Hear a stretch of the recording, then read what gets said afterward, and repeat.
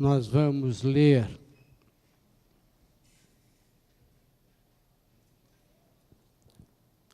um trecho da Palavra de Deus, que é um trecho sobre mais do que feliz, as bem-aventuranças. Está em Mateus 5, e nós vamos ler até o versículo 9. Eu estou usando uma tradução chamada Almeida, século 21. Deve ser um pouquinho diferente da tua. Quando viu as multidões, Jesus subiu ao monte. Havendo-se sentado, seus discípulos se aproximaram, e ele começou a ensinar-lhes, dizendo: Bem-aventurados pobres em espírito, pois deles é o reino dos céus. Bem-aventurados os que choram, pois serão consolados. Bem-aventurados humildes, pois herdarão a terra. Bem-aventurados que têm fome e sede de justiça, pois serão saciados. Bem-aventurados misericordiosos, pois alcançarão misericórdia. Bem-aventurados limpos de coração, pois verão a Deus. Bem-aventurados os pacificadores, pois serão chamados filhos de Deus. Oremos. Senhor Deus e Pai, estamos diante da Tua palavra, somos pequeninos diante dela e pedimos que o Senhor derrame do Teu Santo Espírito sobre nós, sobre aquele que vai falar, o pregador desta manhã. Pai, derrame do Teu Santo Espírito e me dê sabedoria que vem de Ti. E toque o coração dos irmãos e irmãs, para que compreendam a Tua vontade e saiam daqui enriquecidos com a Tua palavra. Pedimos em nome de Jesus. Amém. Os irmãos podem se sentar. Queridos irmãos, nós estamos numa série sobre mais do que felizes. Na verdade, as bem-aventuranças nos falam de felicidade, nos falam como nós podemos e devemos ser felizes, mas, na verdade, é uma felicidade diferente. E, exatamente por isso, ela é maior do que a felicidade que o mundo conhece. E hoje nós lemos exatamente esse trecho todo, mas vamos nos ater à 7ª parte.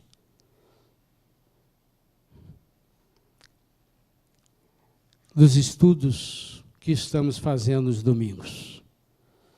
E o versículo 7, o versículo 9, que acabamos de ler, diz: Felizes as pessoas que trabalham pela paz, pois Deus as tratará como seus filhos. Aqui, queridos irmãos, há um segredo. O segredo é um segredo que todos achamos que não é segredo. O segredo é o que é a paz. Felizes os que trabalham pela paz, mas o que é esta paz que a Bíblia nos fala? Em primeiro lugar, eu vou dar algumas definições. A Bíblia usa 2 palavras para falar de paz. No Antigo Testamento, ela usa uma palavra que é muito comum entre nós, e nós gostamos muito. É shalom, e que geralmente nós traduzimos por paz, a palavra shalom no Antigo Testamento. Mas, Quando a gente fala shalom, aquela paz lá do Antigo Testamento, é muito mais do que isso. Essa palavra significa harmonia, integridade, prosperidade, bem-estar, tranquilidade. Ou seja, shalom significa tudo isso. E nós geralmente traduzimos por paz. Então devemos entender que a paz que a Bíblia diz, lá no Antigo Testamento, é harmonia, integridade, prosperidade, bem-estar e tranquilidade. No Novo Testamento, a Bíblia usa uma outra palavrinha, não usa shalom, usa uma palavrinha grega, que deu um nome em português, um nome de mulher, Irene. Irene, em português, é uma palavra grega e quer dizer paz. Mas é muito interessante que essa palavrinha lá no Novo Testamento, estranho isso, ela vem da mitologia grega. Na mitologia grega havia uma deusa.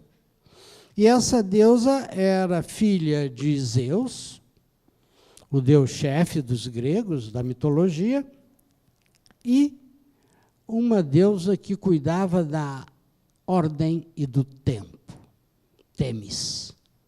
Ou seja, para os gregos, essa palavra está ligada a tempo também. Ou seja, essa paz está ligada ao tempo natural, ao tempo da vida. Então, mas no Novo Testamento nós sempre encontramos Irene para falar de paz. Então podemos acrescentar mais uma coisinha àquele shalom que a gente viu. A paz acontece no tempo. No nosso tempo de vida.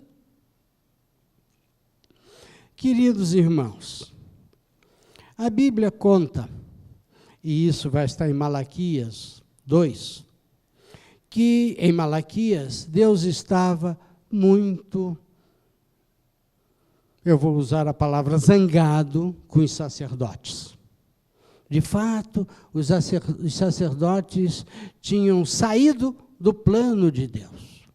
Então, em Malaquias capítulo 2, está, digamos, Deus cobrando dos sacerdotes o papel que eles deviam cumprir.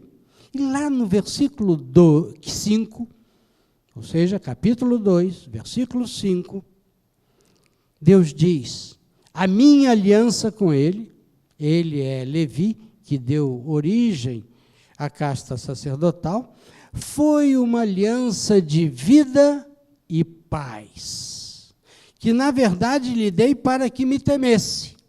Ele me temeu e tremeu diante do meu nome. O que Deus disse?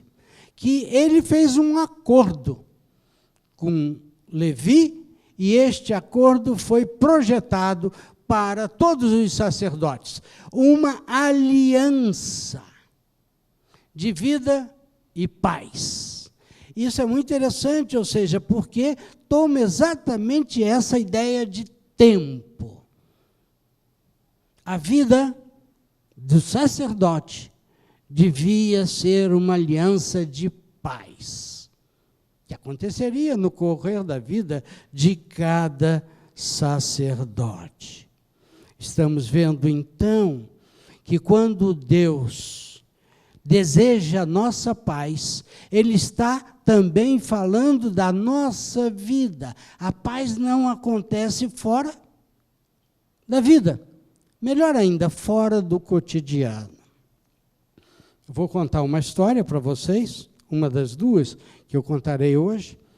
A primeira aconteceu comigo, eu vou contar e corto. No final do sermão, os irmãos vão entender. Alguns anos atrás, eu fui a um grupo operativo, a um GO, que são as nossas reuniões durante a semana, e eu tinha comprado um carro novinho. Ele estava comigo há uma semana. E lá fui eu para a nossa reunião do grupo operativo. Estacionei o carro em frente à casa do irmão onde seria a reunião, na Lapa. Quando eu desliguei o carro e saí, tinha uma pessoa. Ela estava um pouco distante e tinha um revólver na mão. E ela disse para mim, passa a chave. Eu pensei umas bobagens, eu falei, vou jogar a chave longe. Tinha um terreno baldio, eu pensei, vou jogar a chave no terreno baldio. Mas eu acho que o Espírito não deixou eu fazer essa bobagem. E aí, este homem disse, fica onde você está, não se mexa, jogue a chave aqui no meu pé. E eu joguei a chave do carro recém-comprado com uma semana que eu estava usando. Aí, quando a chave caiu, ele pegou, mandou eu me afastar, entrou no carro e foi embora. Eu quero só, nesse momento, que os irmãos imaginem como eu fiquei. E aqui eu corto a história. Depois a gente volta a ela. Jesus disse aos discípulos algo muito profundo, como tudo que Jesus disse. Está em João 14, 27. Jesus disse, deixo-lhes a paz. A minha paz lhes dou. Não a dou como o mundo a dá. Não se perturbe o seu coração, nem tenham medo. Mais uma informação fundamental sobre a paz. Normalmente nós achamos que paz é o contrário de guerra. Eu não considero isso, e eu acho que não é o que a Bíblia diz. Não é o contrário de guerra. É o contrário de medo. Não tenham medo. Eu deixo com vocês a minha paz. Os irmãos já devem ter reparado na sua vida, quando você fica com medo de alguma coisa, você não tem paz. Não combinam as duas coisas. Quando você está com medo, a paz vai embora.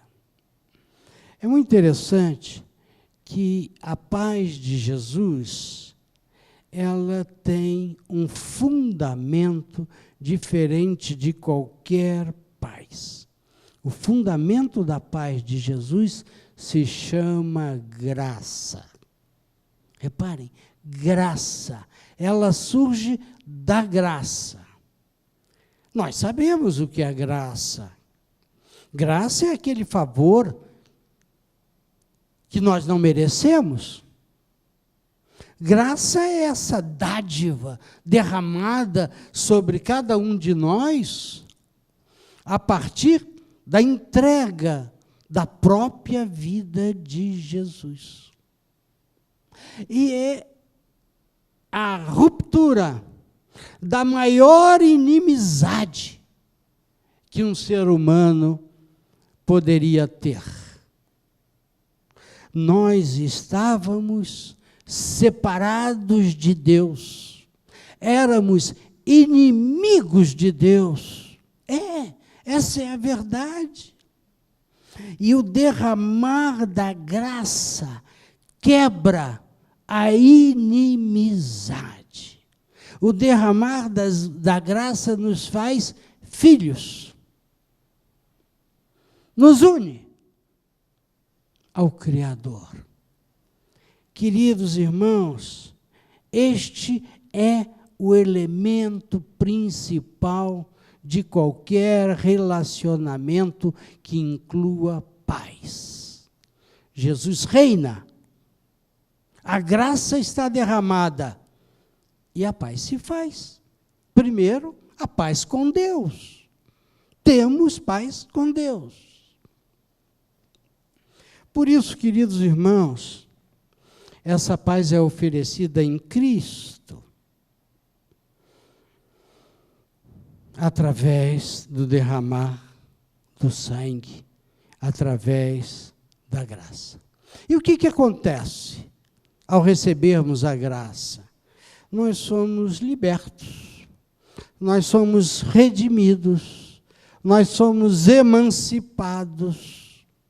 O sacrifício de Jesus transforma escravo em pessoas livres, transforma pessoas dependentes em pessoas emancipadas, pessoas redimidas.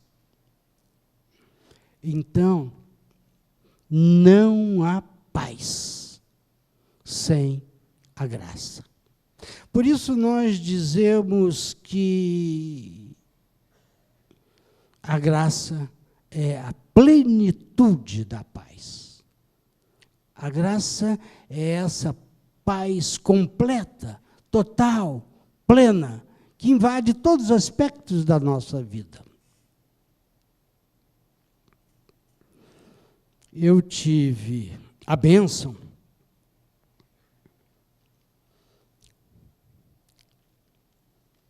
de ter uma mãe que marcou minha vida. Marcou minha vida positivamente como exemplo de mulher cristã. Um exemplo alegre, extrovertido. Era uma mulher maravilhosa, já faleceu.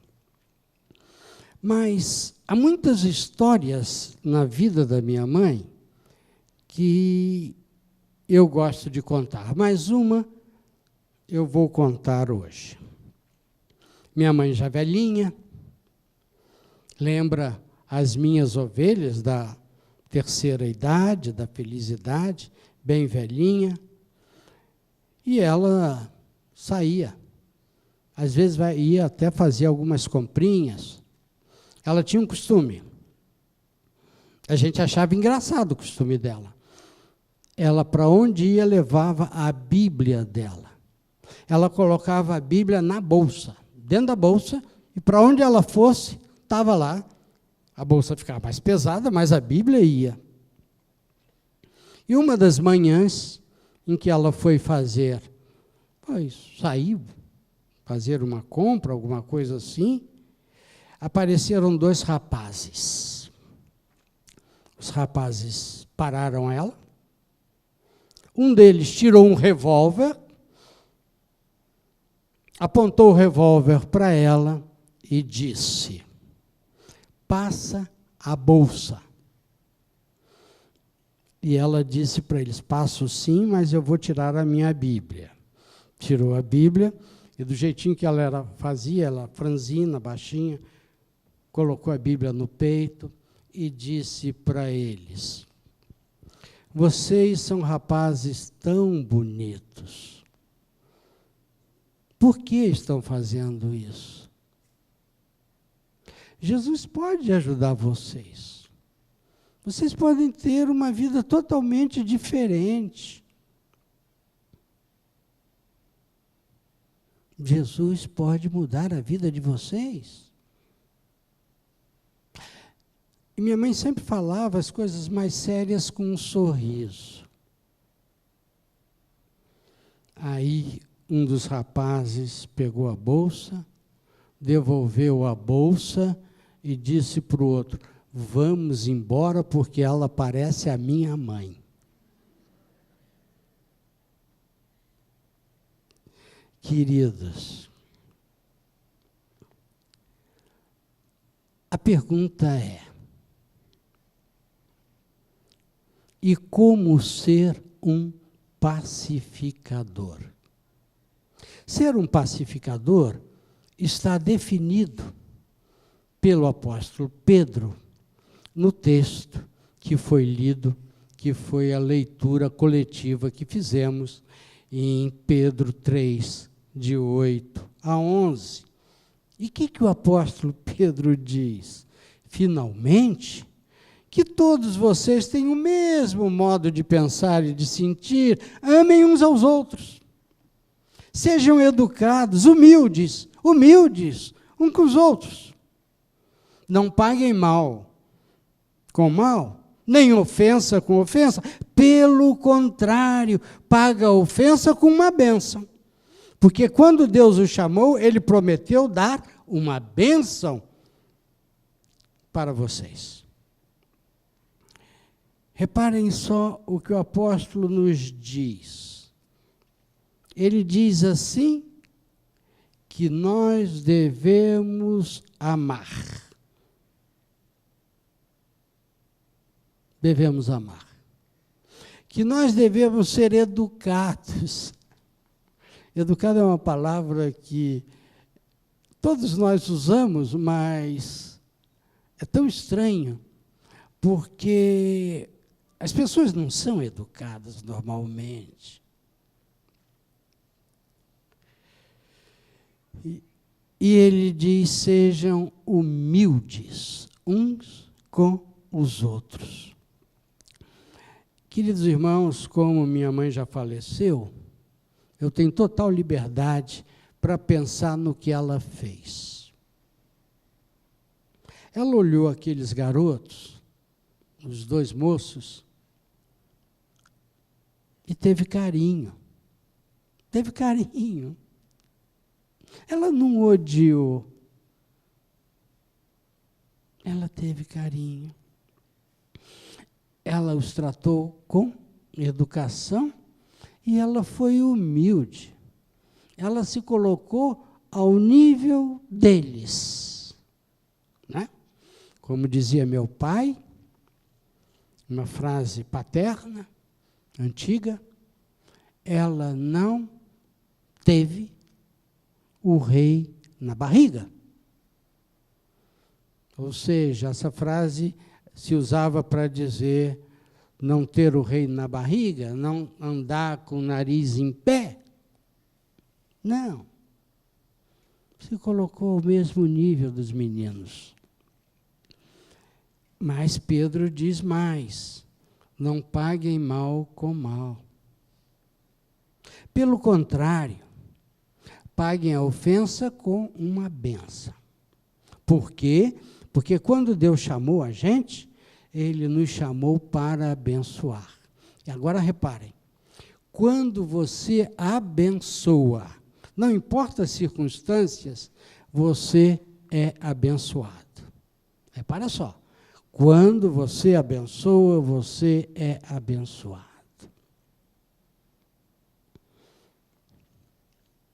E nós fomos chamados para receber as bênçãos de Deus. A primeira e a maior é a graça. Então, Pedro está nos ensinando, e aí ele diz assim, ele diz, quem quiser gozar a vida e ter dias felizes, bem-aventurados, mais que felizes, não fale coisas mais e não conte mentiras, afaste-se do mal, faça o bem, procure a paz e faça tudo para alcançá-la. Como nós podemos ser, como a palavra diz, mais do que felizes, quando a gente trabalha pela paz. O que é trabalhar pela paz? Não é necessariamente você ser um mediador entre guerras, guerra no Iraque, guerra na Síria, onde quer que seja. Não. É você trabalhar pela paz no dia a dia. O revólver está apontado para o teu peito. E você ama. E você não xinga. Você não tem chilique nenhum.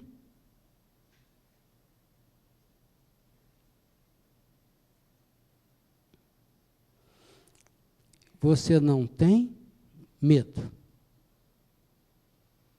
você não tem medo. O pacificador é uma pessoa, como todos vocês, e graças a Deus, eu também, que recebeu o shalom de Deus. Aquele shalom, aquela paz quer dizer um monte de coisa, boas, todas elas muito boas, para a nossa vida, para o tempo da nossa vida. Essa paz que é plenitude, que trouxe o fim da inimizade com Deus, deve também trazer o fim da inimizade com quem quer que seja. Quando temos esta paz, fruto da graça, nós podemos, de fato, ser pacificadores. Nós podemos ter a palavra carinhosa, a palavra de amor, nós podemos estender a mão, nós podemos dizer, puxa vida, Deus tem algo tão especial para você, meu menino. Deixa Jesus fazer a tua vida de novo. E aí, Jesus disse que quando nós formos pacificadores, Deus vai nos tratar como seus filhos. Na verdade, queridos irmãos, essa super felicidade, esta mais do que felicidade, estas bem-aventuranças não são para o futuro, são para hoje. E nós já somos, pela graça, filhos de Deus. Nós temos um irmão mais velho que morreu e ressuscitou por nós. Cristo Jesus, nosso irmão. Nós somos adotados, somos filhos. Já somos filhos. Por isso eu diria, porque somos filhos desse Deus maravilhoso, porque temos um irmão mais velho, maravilhoso, que nos salvou, nós devemos, já, a partir de hoje, e sempre, ser pacificadores. E isso é possível. E aí eu volto à minha história. Eu cheguei na casa do irmão, eu tremia, eu estava com todos os sentimentos ruins que alguém podia ter. Sou um pastor. Estava com muita vontade de vingança. Me deram um copo d'água com açúcar, oramos, participei do grupo operativo. E eu tive que orar durante uma semana sobre aquela situação. Demorou uma semana. E depois de uma semana, eu disse sinceramente para Deus, Senhor, eu perdoo o que ele fez. E eu quero abençoá-lo. Talvez eu nunca me encontre com ele, mas eu quero, Pai querido, que o sangue de Jesus cubra este bandido. Assim como cobriu um dos bandidos que estava numa cruz ao lado de Jesus. Eu quero abençoá-lo. Queridos irmãos, depois disso, saiu um peso do meu peito, do meu coração. Nem parecia que eu tinha perdido um carro zero. Quanto ao carro, Deus cuidou depois, tá? Isso é outro sermão, outro dia. Se os irmãos aceitam, eu convido para ficarem de pé. E nós vamos pedir que Deus derrame esse espírito pacificador sobre cada um de nós. Que o Espírito faça isso nas nossas vidas. Senhor Deus e Pai, nós te amamos, e o Senhor sabe disso. Nós sofremos muito, mas nós queremos, Pai querido, porque somos filhos do Deus Altíssimo, nós queremos ser pacificadores, ter a palavra de amor, ser humildes diante de situações que a gente tem vontade de se rebelar. Faça de cada irmão, de cada irmã, em nome do Senhor Jesus, Pai querido, homens e mulheres que espalhem a tua paz sobre este mundo tenebroso. Abençoa o teu povo, Pai, com a tua paz. É o que nós te pedimos em nome de Jesus. Amém, Senhor. Amém.